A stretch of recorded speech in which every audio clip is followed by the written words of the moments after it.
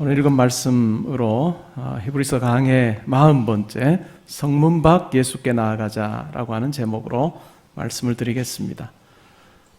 다음 주면 이제 히브리서 강해가 끝나게 됩니다. 41번째 강해로 끝나게 되어지는데요. 히브리서 중에서 특별히 오늘 읽었던 이 단락은 여러 가지 의견이 참 많은, 이 구절을 이해하려고 하는데 한 가지 통일된 어떤 의견만 있는 단락이 아니라 여러 가지 입장들이 있는 그런 단락입니다. 그만큼 어떻게 이해하느냐가 참 중요한 단락이라고 할 수 있습니다.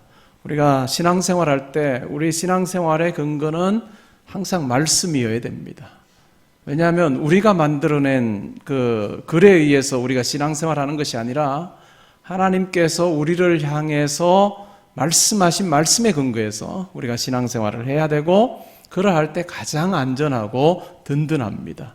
그래서 오늘 말씀을 살펴가실 때 나에게 한마디 힘되는 말씀을 여러분들 찾으려고 하지 마시고, 하나님께서 우리에게 주신 말씀 속에서 무엇을 원하시는가라고 하는 부분에 관심을 가지고 오늘 말씀을 또 고민하시면서 들어보시면 좋겠습니다. 오늘 읽었던 내용을 보니까 어느 정도는 일관되어지는 그림을 그릴 수 있게 해줍니다.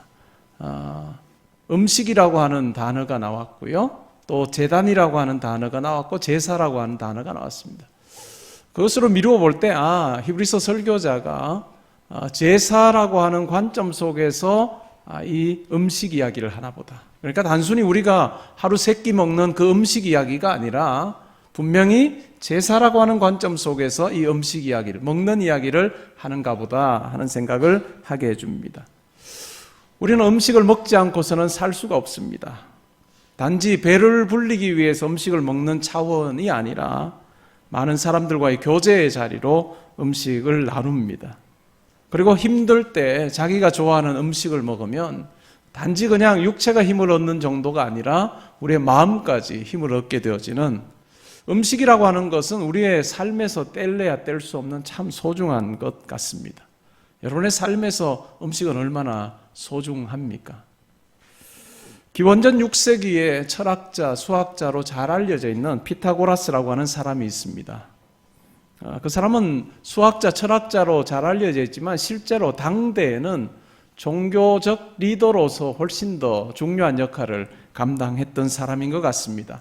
실제로 피타고라스가 어떤 글을 남기거나 하지 않았기 때문에, 또 말은 남긴 것으로 후대에 피타고라스를 다른 사람들이 적고 있어서 그의 말은 알지만 직접 글을 남기지 않았기 때문에 그의 사상이 구체적으로 어땠다라고 하는 것을 정확하게 알기는 어렵습니다. 그러나 피타고라스 학파라고 하는 그를 추종하던 사람들의 글을 통해서 피타고라스가 이런 생각을 가지고 살았구나라고 하는 것을 우리가 짐작해 볼 수 있습니다. 피타고라스의 생각은 크게 환생설을 믿었습니다. 그는 환생설이라는 게 뭐죠? 사람으로 태어났다가 육체는 죽지만, 육체는 다 없어지지만 그 혼은 다시 동물의 몸을 입고 태어날 수도 있고 사람의 몸을 입고 태어날 수도 있는, 그래서 영혼의 전이설을 주장하며 환생을 믿고 가르쳤던 사람이라고 할 수 있습니다.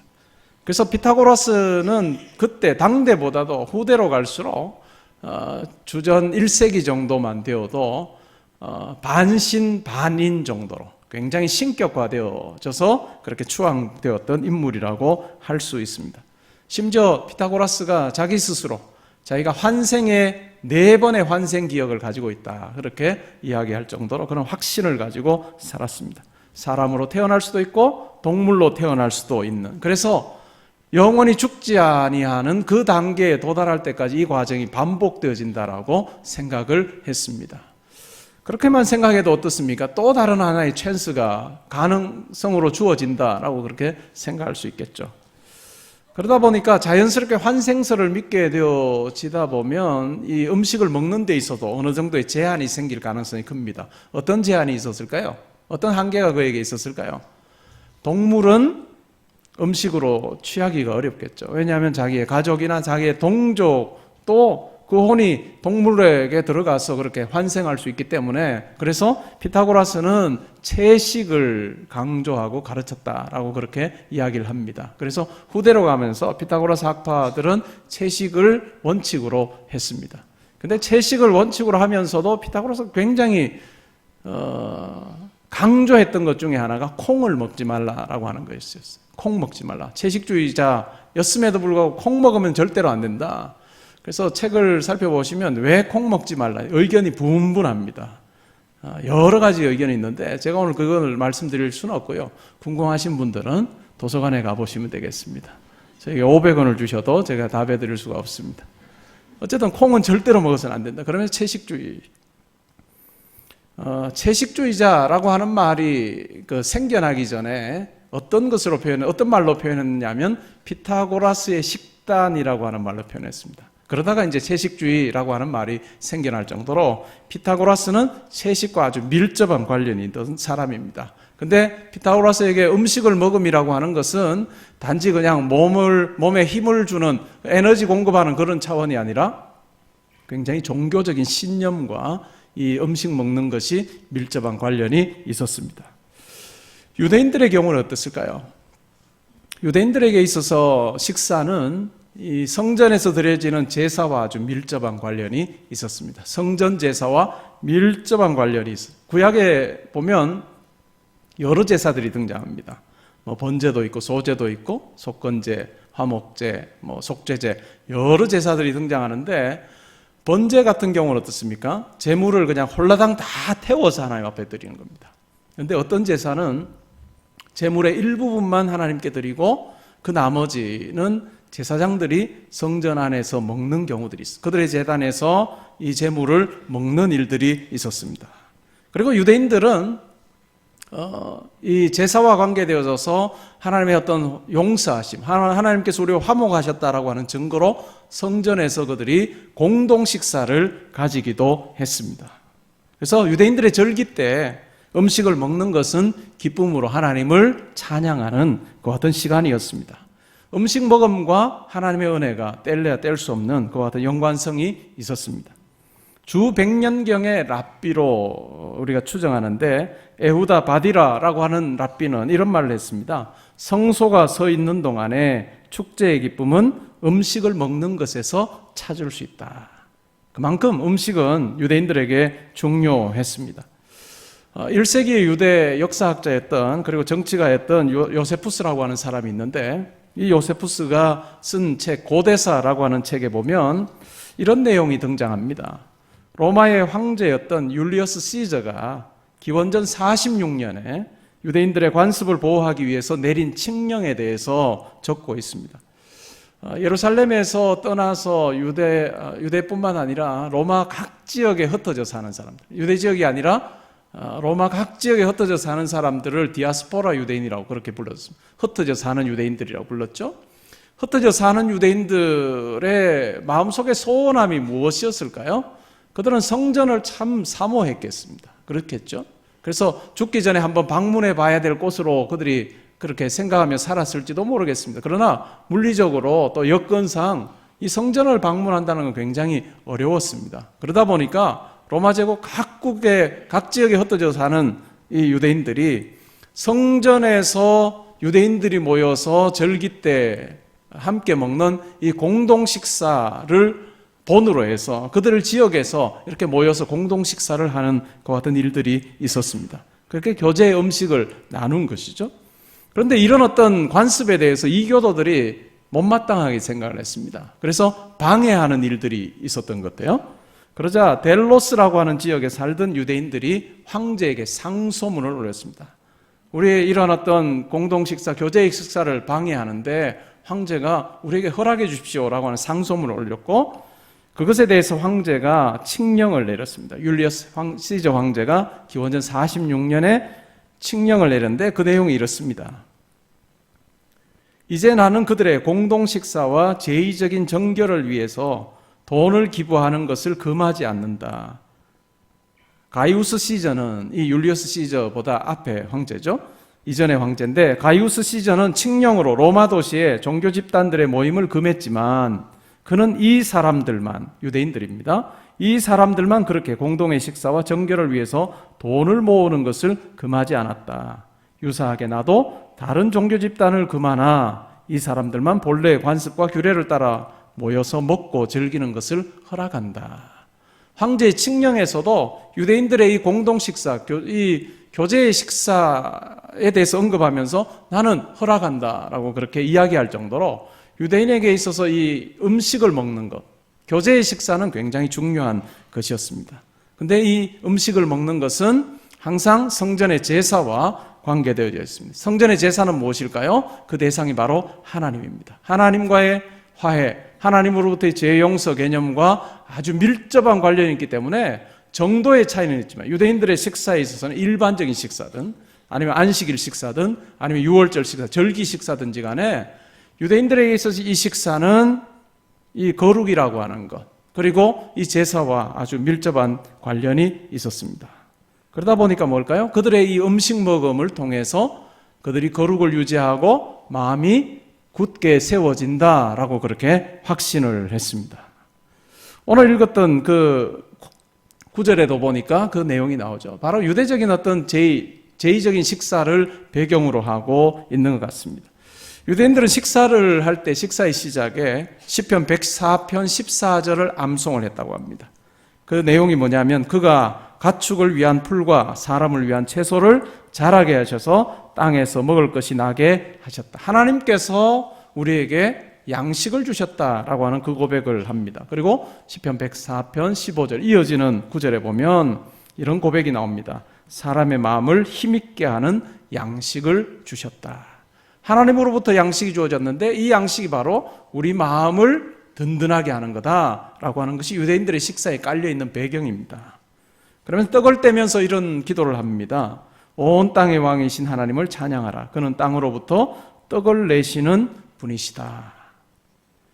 그래서 하나님 앞에서 이 정결함을 유지하기 위해서 음식을 잘 준비하는 것, 그리고 그 마음을 가지고 은혜를 기억하면서 하나님 앞에 있는 것은 이 유대인들의 식탁 교제 속에서 참 중요한 부분이었습니다. 이런 측면에서 보게 되어지면 복음서에서 왜 예수님 당시에 바리새인들과 서기관들이 자기들의 식탁 교제에 거룩하지 않다라고 생각했던 사람들, 그리고 준비가 되어 있지 않는 사람들을 자기들의 식탁의 자리로 초대하지 않았는지를 우리가 이해할 수 있습니다. 그들이 먹는 그 식탁의 자리가 바로 제사와 같은, 이 하나님께서 받으심직한 그와 같은 식사의 자리가 되어야 된다고 생각했는데 거룩하지 않은 자들이 끼게 되어지면 그것이 훼손되어지고 망가진다고 생각하기 때문에 그들을 배제했던 것입니다.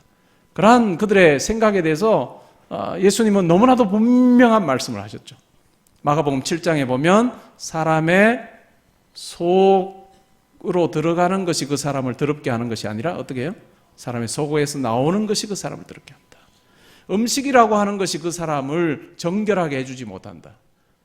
음식이라고 하는 것이 그 사람의 내면을 든든하게 해주지 못한다라고 하는 아주 분명한 내용을 예수님께서 말씀해 주셨고, 그 말씀은 오늘 우리가 읽었던 본문의 교훈과도 잘 어울린다라고 볼 수 있습니다.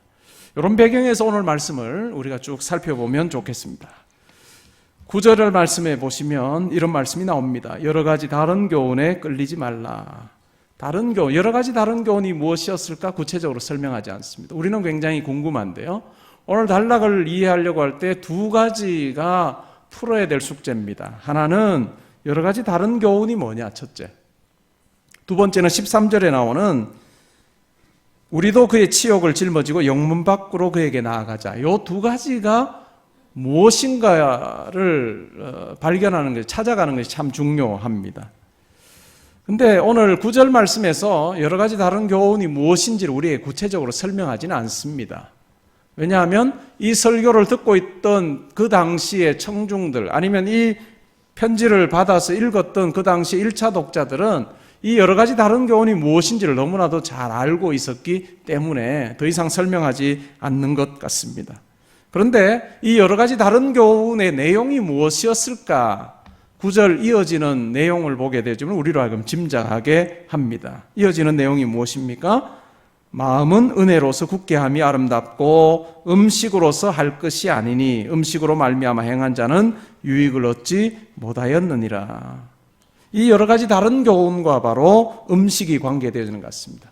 이 여러 가지 다른 교훈을 받아들였던 사람, 그리고 주장했던 사람들은 음식이 바로 마음을 굳게 한다라고 주장했던 것 같습니다. 그러나 오늘 히브리서 설교자는 음식이 마음을, 우리의 내면을, 우리의 영혼을 든든하게 해주는 것이 아니다. 하나님의 은혜가 우리를 든든하게 해준다라고 분명하게 말씀하고 있습니다. 다른 교훈에 끌리지 말라, 끌린다라고 하는 이 말의 의미가 무엇일까요? 급물살을 타고 가는, 그래서 둥둥 떠내려가는 어떤 물건을 생각해 볼 수 있겠습니다. 물살에 따라서 이리 치이기도 하고 저리 치이기도 하는 그런 어떤 것, 그것이 바로 여러 가지 교훈을 쫓아서 살아가는 그런 어떤 삶의 모습이라고 이야기를 하고 있습니다. 마음은 은혜로 굳게 되는 것이지 음식으로 굳게 되는 것이 아니다. 이 말씀은 사도 바울의 여러 편지들 속에서도 비슷한 내용들로 표현되어지고 있습니다. 고린도전서 8장 8절에 보면 음식은 우리를 하나님 앞에 세우지 못한다. 음식은 우리를 하나님 앞에 세우지 못한다. 비슷한 내용이죠. 골로새서 2장 16절에 보면 먹고 마시는 것과 절기나 초하루나 안식일을 이유로 누구든지 너희를 비판하지 못하게 하라. 로마서 14장 17절에 보면 하나님 나라는 먹는 것과 마시는 것이 아니요 오직 성령 안에 있는 의와 평강과 희락이다. 사도 바울도 자기의 선교의 현장에서 이와 같이 유대주의적인 어떤 입장을 가지고 먹는 것을 지켜야 함에 대해서 주장하는 많은 사람들을 만나게 되었던 것 같습니다. 그들을 향해서 음식이 우리를 하나님 앞에 세우지 못한다. 그리고 하나님 나라는 먹는 것과 마시는 것에 있지 않다라고 분명하게 이야기를 했습니다. 여러분의 삶에서 여러분의 마음은 무엇으로 굳게 세워지고 있는지 한번 점검해 보시면 좋겠습니다. 10절에 보니까 10절에는 신앙 고백적인 표현을 사용하고 있습니다. 우리에게 제단이 있다. 원문의 의미를 더 잘 살려서 표현하면 우리는 제단을 가지고 있다라고 하는 말입니다. 우리는 제단을 가지고 있다. 굉장히 신앙 고백적인 표현이에요. 그러면 이 제단이 어떤 제단일까요? 10절에 설명이 나옵니다. 이 제단은 장막에서 섬기는 자들, 장막에서 섬기는 자들이 누굴까요? 옛 성소에서 제사를 주관하고 섬겼던 제사장들을 이야기하는 것 같습니다. 제사장들은 제단에서 먹을 권한이 없는 그와 같은 제단, 그 제단을 우리가 가지고 있다. 이 제단이 어떤 제단일까요? 하늘 성소를 의미하는 것 같습니다. 히브리서 8장, 9장, 10장에 보게 되어지면 예수 그리스도께서 우리의 죄를 완전히 사하시기 위해서 이 땅의 성소에 들어가시지 않았고 하늘 성소에 들어가셨다. 그런데 하늘 성소는 이 땅의 성소의 참 장막이다. 참 형상이고 이 땅의 성소는 모형에 불과하다. 그래서 모형에서 드려지는 제사, 동물 제사로서는 우리의 죄를 깨끗하게 할 수 없었는데 특별히 할 수 없었던 부분, 불가능했던 부분이 무엇이냐? 그것은 바로 마음의 부분이었다. 양심의 부분이었다. 그러나 예수 그리스도께서는 우리의 죄의 본질적인 마음과 양심에 있는 죄의식과 죄를 예수 그리스도께서 온전한 제물이 되셔서 대제사장으로서 하늘 성소에 들어가셔서 우리의 죄를 완전히 깨끗하게 해주셨던 그 제단을 이야기하는 것 같습니다. 하늘 성소에서의 제단을 말합니다. 그리고 11절, 12절에 보니까 더 구체적으로, 그럼 우리가 은혜는 마음으로 굳게 되어진다, 은혜로서 마음이 굳게 되어진다 라고 이야기했는데 구체적으로 그러면 그 구체적인 은혜의 근거가 어디 있는가 라고 하는 것을 11절, 12절에서 이야기를 합니다. 11절, 12절 같이 한번 읽어보겠습니다. 시작. 이는 죄를 위한 짐승의 피는 대제사장이 가지고 성소에 들어가고 그 육체는 영문 밖에서 불사름이라. 그러므로 예수도 자기 피로서 백성을 거룩하게 하려고 성문 밖에서 고난을 받으셨느니라. 아멘. 우리의 은혜의 근거는 바로 성문 밖에서 고난을 당하신 예수 그리스도에게 있다라고 이야기를 하고 있습니다. 이 11절의 내용은 레위기 16장에 나오는 이스라엘의 가장 큰 절기, 명절인 대속죄일의 제사를 배경으로 이야기합니다. 그러니까 이스라엘 백성들을 위해서 대제사장이 1년에 한 번 어디에 들어가죠? 성소에 들어가는데 특별히 어디에 들어가요? 지성소에 들어갑니다. 딱 1년에 한 번 지성소에 들어가는데 온 백성을 위해서 죄를 사하기 위해 제사를 드립니다. 그런데 그 제사를 어떻게 드린다고요? 동물의 짐승의 피를 들고 들어갑니다. 피를 들고 들어가서 지성소에서 하나님께 제사를 드리고 피를 뿌리고 바르고 해서 제사를 드리고 그 다음에 그 짐승의 육체는 어떻게 합니까? 영문 밖에 나가서 영문 밖에서 거룩하지 않은 곳, 오염되어져 있는 그곳에서 불로 다 태워버리는 그런 것이 바로 이 대속죄일의 제사입니다. 그런데 그러했던 것처럼 예수님의 죽음, 은혜의 그 근원이 어디 있다고 합니까? 성문 밖에, 예루살렘 성 밖에 골고다라고 하는 그곳에서 예수님께서 우리 죄를 위하여서 자기의 피를 흘리시고 대속죄물이 되심에 대한 이야기를 합니다. 그래서 십자가 사건을 이 12절에서 이야기를 합니다. 신약 성경 속에서 아주 구체적으로 레위기 16장에 나오는 대속죄일의 제사와 십자가를 연결시켜서 설명하는 유일한 구절이 바로 이 히브리서 13장 12절이라고 할 수 있고, 이것이 바로 우리의 은혜의 원천이다, 우리의 은혜가 이곳으로부터 흘러나온다라고 그렇게 이야기를 하고 있습니다. 그러면서 13절에 보니까 이렇게 권면합니다. 그런즉 우리도 그의 치욕을 짊어지고 영문 밖으로 그에게 나가자. 이 구절을 크게 한 세 가지 입장으로 이해를 할 수 있습니다. 첫 번째는 사람들이 모여 사는 이 세상의 세속적인 어떤 가치관을 가지고 살아가면서 다투기도 하는 그런 어떤 그 성으로부터 벗어나서 아주 초연한, 이 세상의 삶과는 아주 다른 어떤 초연한 삶을 살자라고 하는 주장으로 23절을 이해하는 학자들이 있습니다. 두 번째 입장은 유대교와의 완전한 단절을 주장하는 그런 어떤 입장으로 이해합니다. 이제 기독교와 유대교는 완전히 단절되어야 된다라고 하는 것을 이 성문 밖에 그리스도에게로 우리의 치욕을 짊어지고 나가자라고 하는 표현을 사용하고 있다라고 그렇게 이해를 하기도 합니다. 그리고 세 번째 입장은 예수 그리스도께서 능욕을 당하시고 치욕을 당하셨던 것처럼 우리의 삶의 자리에서 예수를 본받아서 이와 같은 예수를 본받는 삶을 실천하자라고 하는 의미로 우리가 이 구절을 이해할 수 있다라고 그렇게 주장을 합니다. 물론 이 세 가지가 완전히 별개의 주장은 아니지만 저는 세 번째 입장을 받아들입니다. 세 번째 입장, 그것이 무엇일까요? 우리의 삶 가운데서 예수 그리스도를 닮아서 살아야 되는, 그것을 그렇게 우리가 이해할 수 있는 이유가 무엇이냐면 히브리서 13장 1절부터 우리가 8절을 살필 때 아주 스타카토적인 어떤 권면이라고 말씀드렸어요. 여러 가지 권면, 그죠? 옥에 갇힌 자를 돌아보고 형제를 사랑하기를 계속하고 또 침소를 혼인을 거룩하게 여기고 하는 이런 어떤 권면들, 그것이 실제적인 교훈이었습니다. 그리고 15절 16절에도 보면 구체적으로 예수 믿는 사람들이 그럼 어떻게 살아야 되는가라고 하는 것을 이야기하는 이 실제적인 권면이 나옵니다. 그런 것으로 볼 때 이 13절이라고 하는 것은 그냥 단순히 추상적으로 그냥 이 세속과 떨어져서 산소에 가서 살라라고 하는 의미가 아니라 예수님을 본받아서 구체적인 삶의 자리에서 예수님처럼 살아야 된다라고 하는 그 의미를 담고 있다라고 하는 것으로 이해를 할 수 있습니다.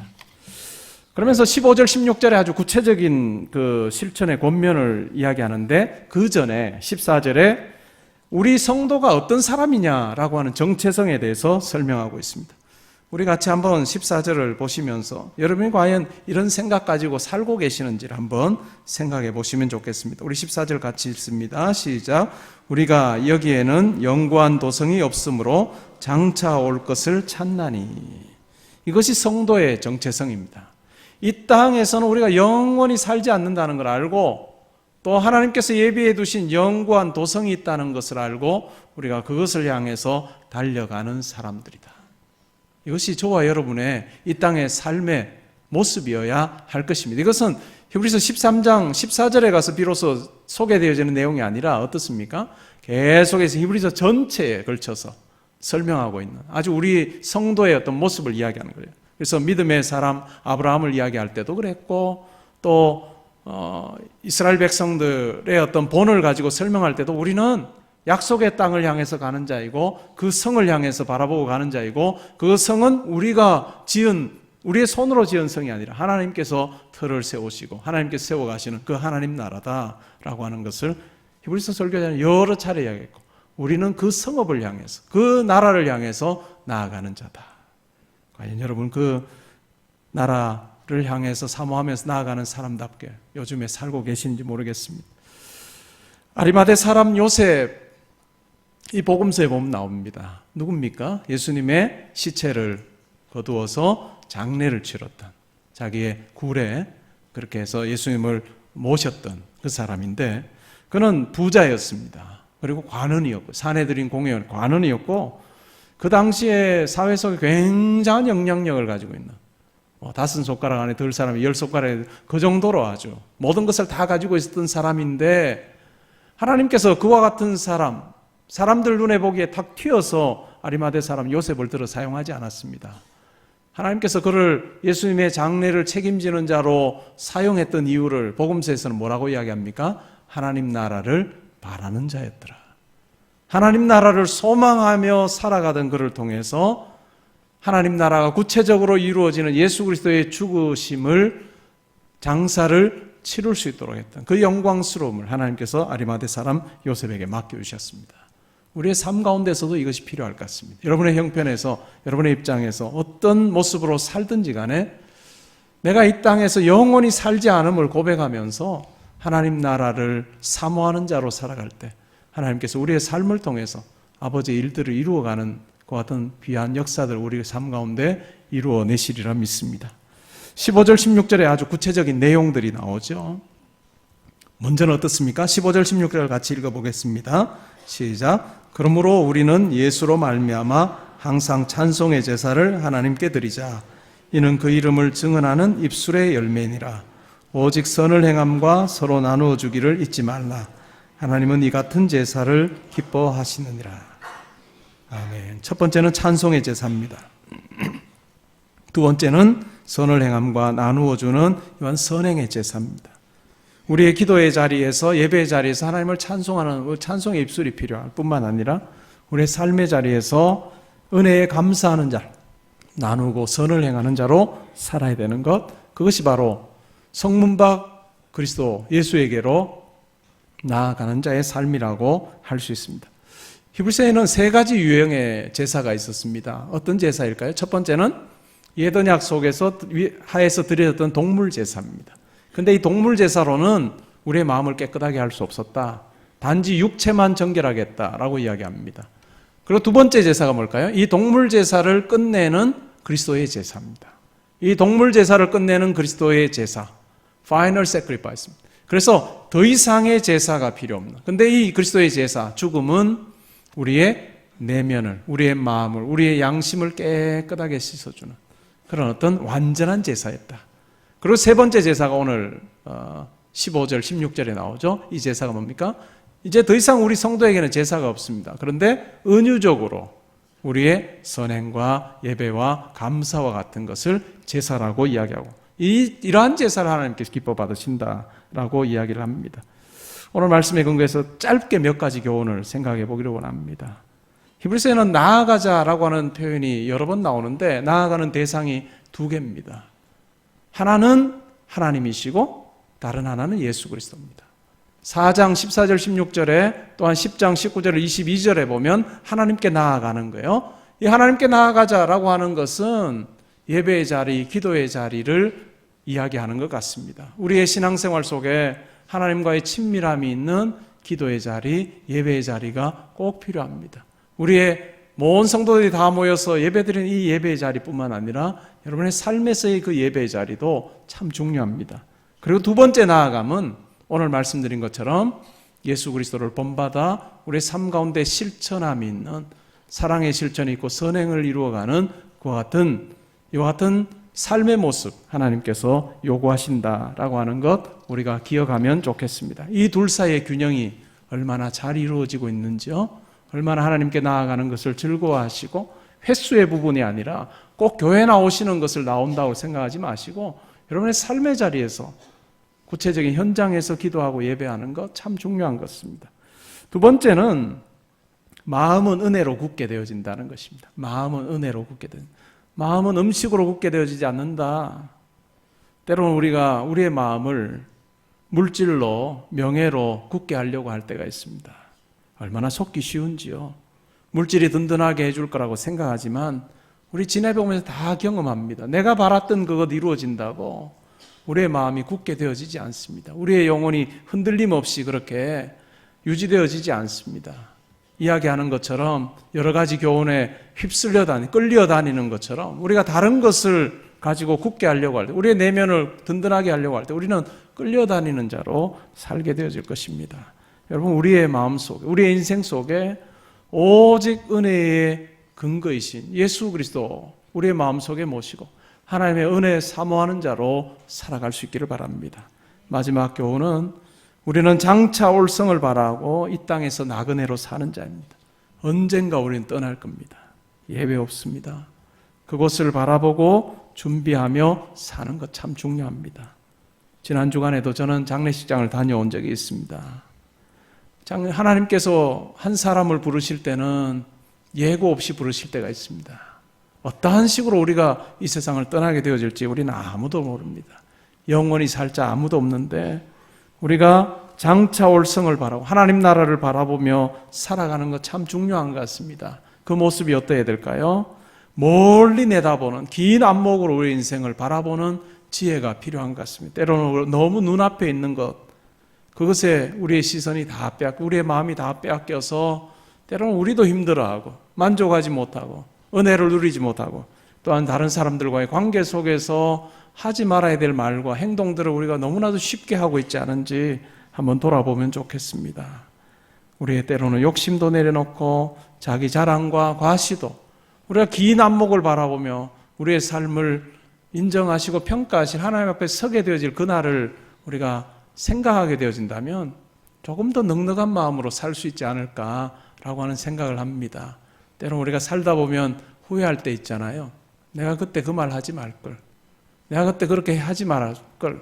조금만 지나서 그 사건 그때를 돌아보아도 아유, 그 말 안 했으면 좋았을 걸 우리가 생각하잖아요. 조금만 멀리 봐서도 그렇게 행동 안 했을 텐데, 우리가 이 땅의 삶이 끝이 아니고 이 땅에서 내가 누림이 전부가 아니고 장차 올 성이 있다 생각하고 나그네로 살 때 우리는 욕심도 좀 내려놓고 또한 자기 자랑과 과시 좀 내려놓고 살 수 있을 것 같습니다. 오히려 은혜로 노래하면서 감사의 마음으로 살 수 있으리라 생각합니다. 추수감사절 땡스기빙 데이라고 하는데요.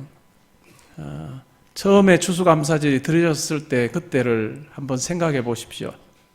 종교의 자유를 얻기 위해서 신대륙을 향해서 나갔던 많은 청교도들, 그러나 그 과정 속에 많은 가족들이 죽어갔고 또 도착한 곳에 좋지 않은 날씨에 질병에 그리고 흉년이 들어서 많은 소출이 없었지만 그들은 감사하는 마음으로 감사의 날을 지켰습니다. 미국의 유명한 전도 설교자인 빌리 그레함 목사님이 이렇게 이야기했습니다. 도둑질하고 살인하는 것만 죄가 아니라 감사하지 않는 것도 죄다. 감사하는 마음을 잃어버리면 이기적이고 불만을 품고 사는 사람으로 순식간에 전락해버린다. 반면에 감사하는 마음을 회복하면 구원의 기쁨과 영혼의 만족을 누리게 되어진다. 우리 감사하는 마음으로 은혜로 우리의 마음을 굳게 하면서 하나님 나라를 향해서 우리의 영광 아니라 하나님의 영광과 하나님의 이름을 위해서 달려가는 저와 여러분 되시기를 주의 이름으로 축복합니다.